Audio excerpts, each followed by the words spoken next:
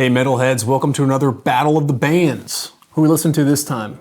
Epica versus Powerwolf.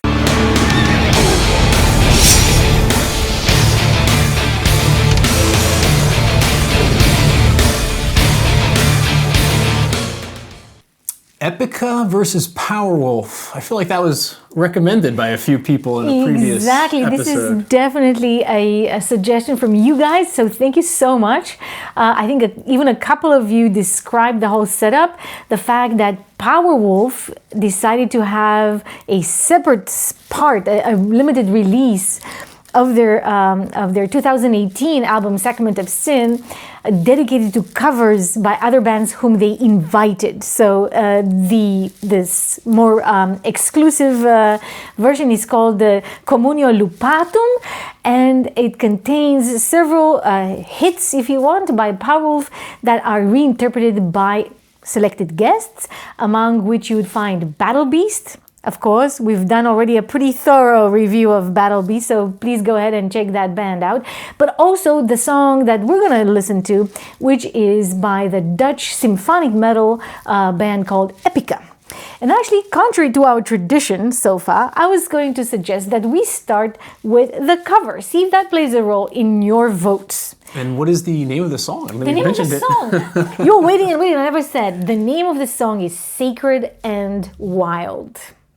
So I suggest we start with Epica and we'll listen to that first interpretation and then move on to the original song by Powerwolf. So, and it's a very nice lyric video made by Napalm Records, which is interesting to have a video for a cover song. Definitely.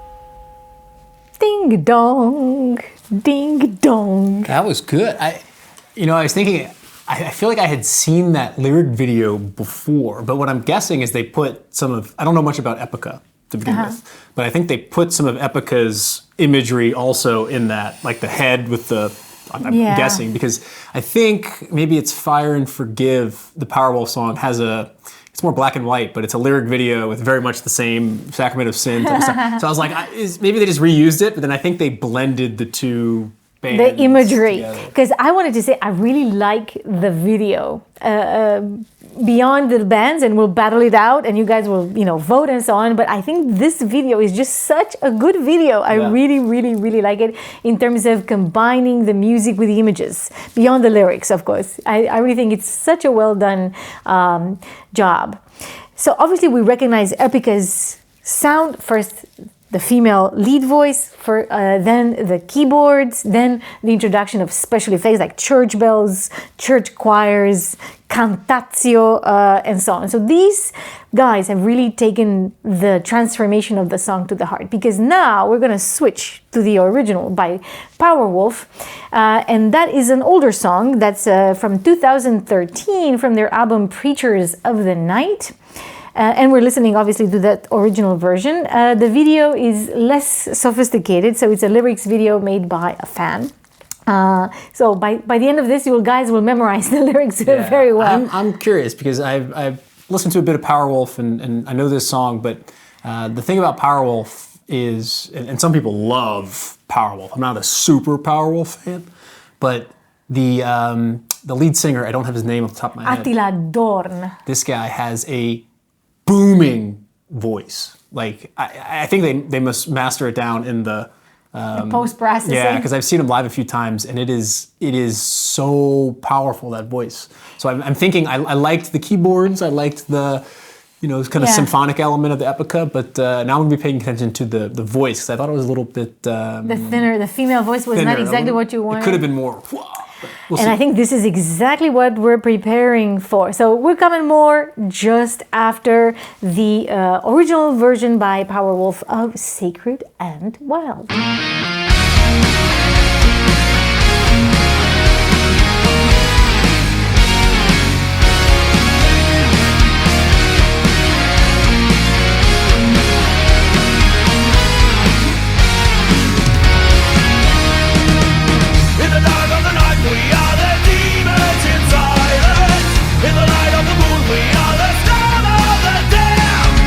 In the heat of the light, we are the blood red horizons.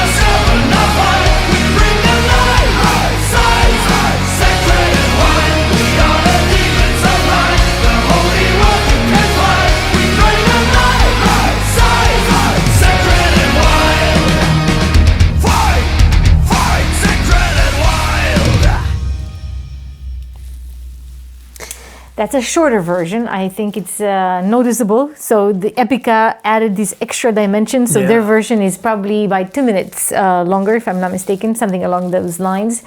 But that was Powerwolf. And I think when you listen to the original, you recognize, just as you're saying, the power of the lead singer, who goes by the stage name Attila Dorn.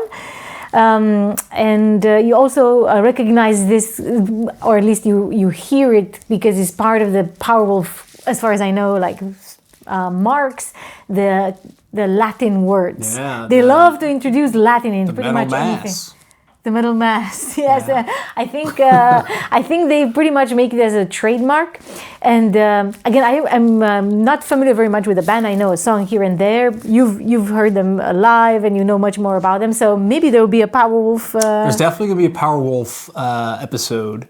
I'm probably not the best messenger, though. I'm not the biggest fan of Powerwolf. I've loved the live shows I've been to. I love a few of their songs that I'll highlight, but I'm really surprised when I went to the concerts how many and how devoted their fan base is. Devoted, I think is the, again, we'll probably see it in the comments. There are probably some of you who are going to engage with us right now. Yeah, they're intense. One of the concerts I was at, I went because Glory Hammer was opening for them, and I was there for Glory Hammer, and then I stuck around for Powerwolf, and the difference between the crowd side was enormous. Obviously, they were headlining, but yeah, they're super, super popular, and this is also the reason I think why I've found them. I discovered them actually through different Spotify recommendations. So they are so big, they dominate, and I think they're very interesting, and I think they're very controversial. They make a point of being controversial because they embrace this kind of religious references, and so some people think that they are very Christians. They sing about the power of the Bible, or not, beyond the sacred Bible and so on.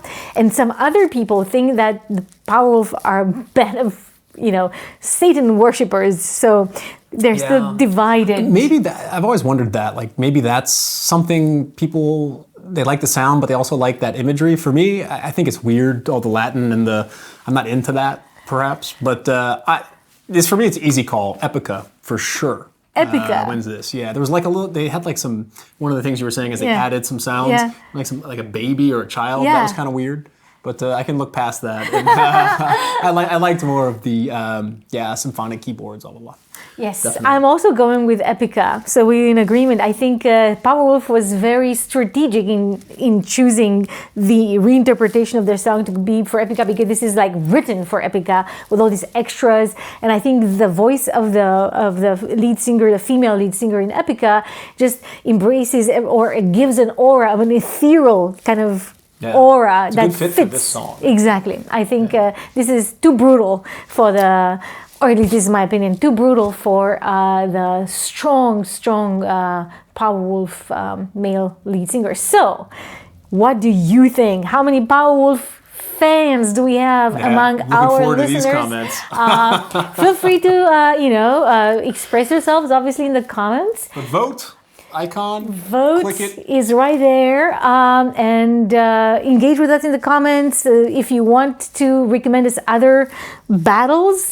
This was again the outcome of several people's recommendations from our previous Battle of the Bands, so obviously it was an excellent choice. So let us know if you have other suggestions. We're definitely listening to you guys. But in the meantime, may your swords be sharp and your quest end in glory.